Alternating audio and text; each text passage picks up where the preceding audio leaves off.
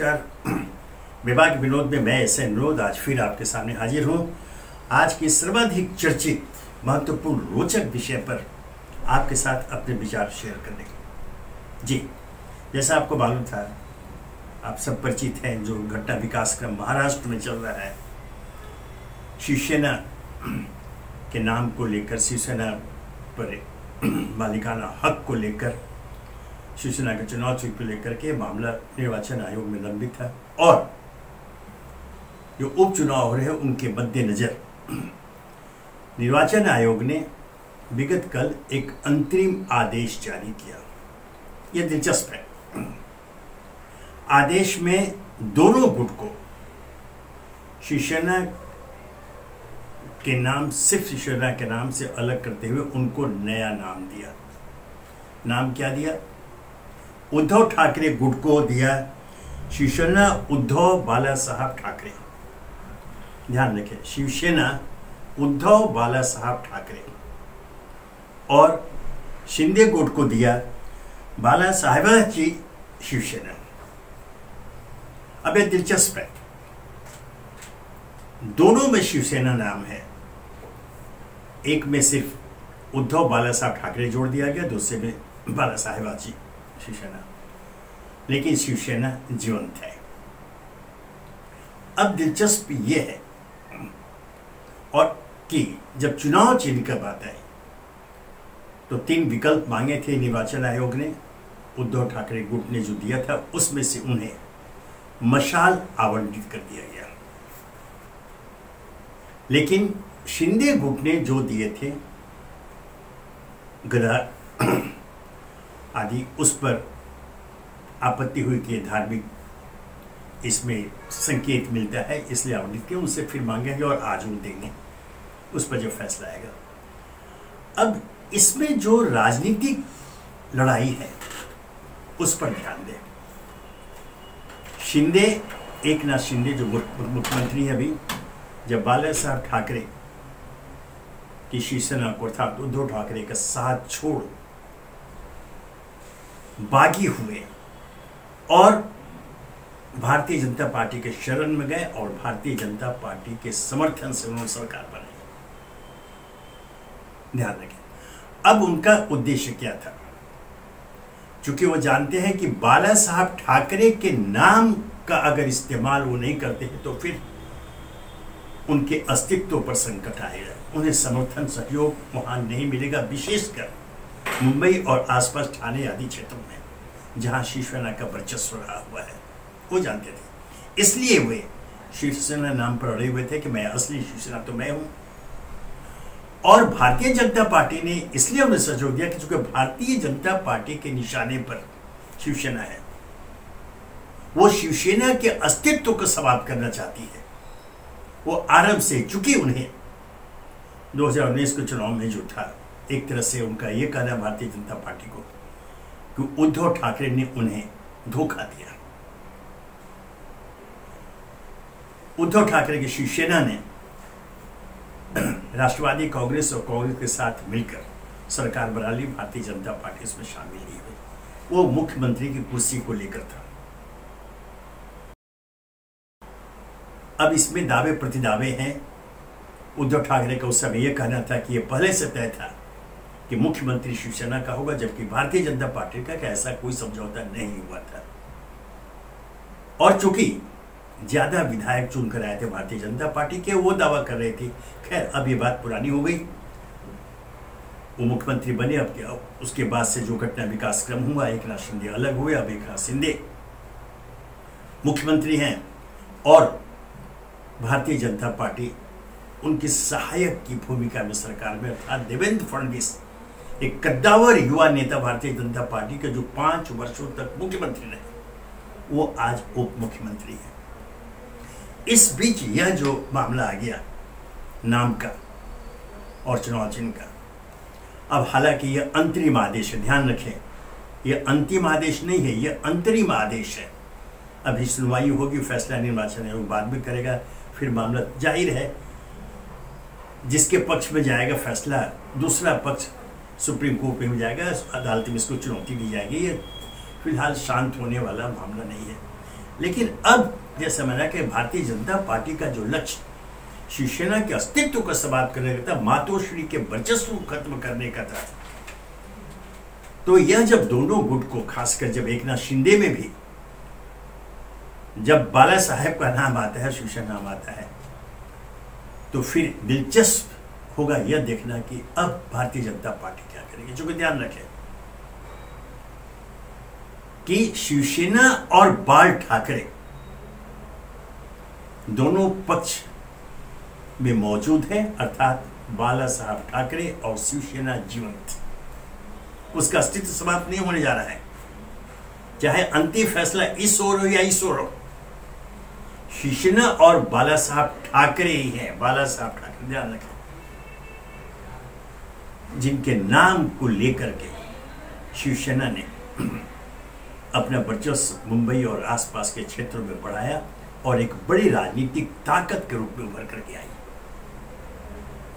और यही भारतीय जनता पार्टी को अब बर्दाश्त नहीं होता है।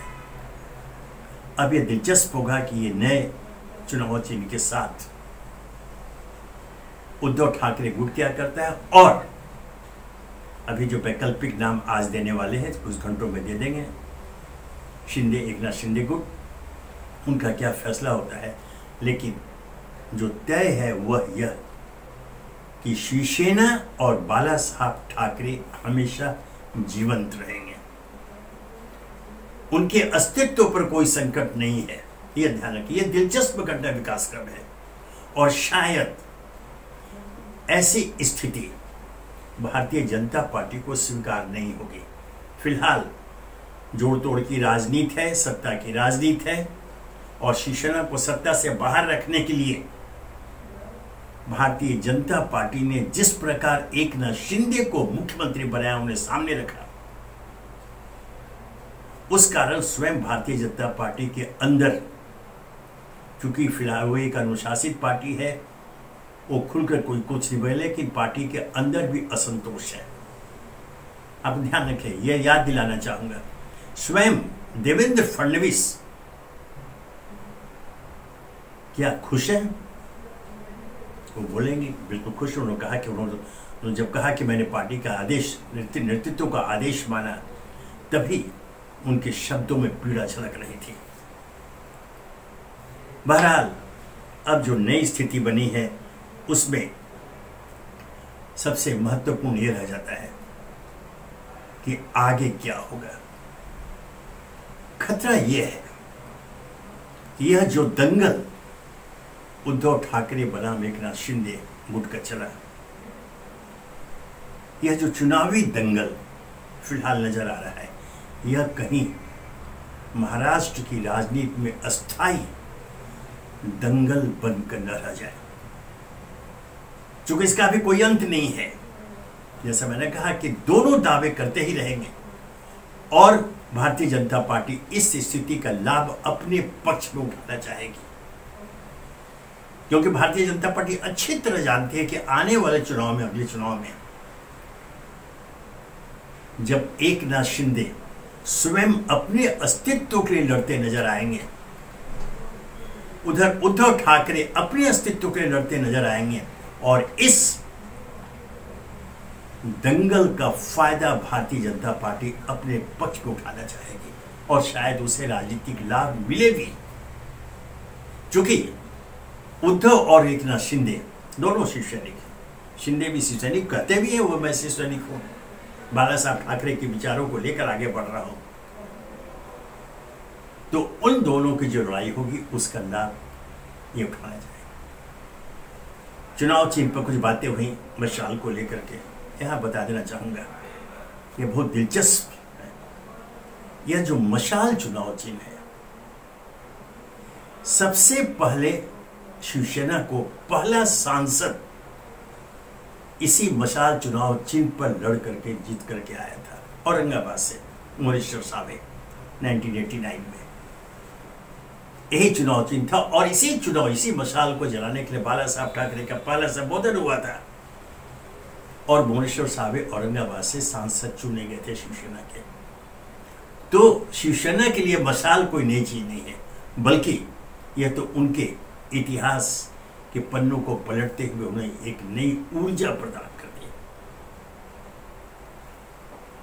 अब स्थिति यह है कि आखिर निर्वाचन आयोग का यह अंतरिम आदेश, अगर अंतिम आदेश नहीं बनता है तब क्या होगा?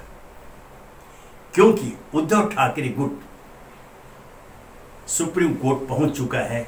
वह इनके शिवसेना के नाम और चुनाव चिन्ह पर जो प्रतिबंध लगाया निर्वाचन आयोग ने, उस आदेश के खिलाफ वो सुप्रीम कोर्ट में जा चुका है।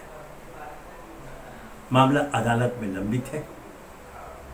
संभवतः अभी इस आदेश के खिलाफ वो दिल्ली हाईकोर्ट गए हैं, क्योंकि सुप्रीम कोर्ट ने पिछले आदेश में कहा था कि निर्वाचन आयोग इसका फैसला ले।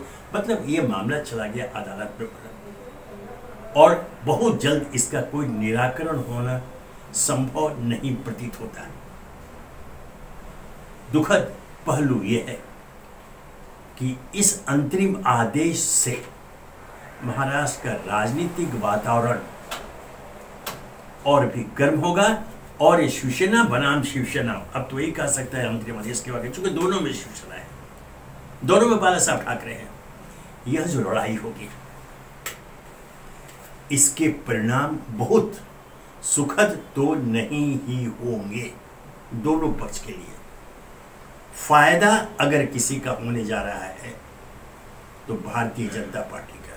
ध्यान रहे, इस अंतरिम आदेश के बाद उप मुख्यमंत्री देवेंद्र फडणवीस की एक टिप्पणी भी आई है।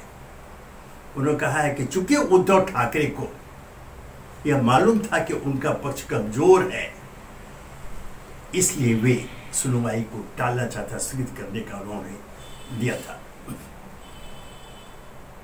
अपील की थी। वैसे तो भारतीय जनता पार्टी के हाथों में विजय पताका है और शायद आने वाले दिनों में उसे एक बड़ा विशाल क्षेत्र मिलने जा रहा है। नुकसान अगर किसी का होगा आने वाले चुनाव में तो शिवसेना, दोनों शिवसेना का, उद्धव ठाकरे गुट का, एकनाथ शिंदे गुट का, और लाभ में कोई रहेगा राजनीतिक लाभ में तो भारतीय जनता पार्टी रहेगी, अन्य कोई नहीं। धन्यवाद।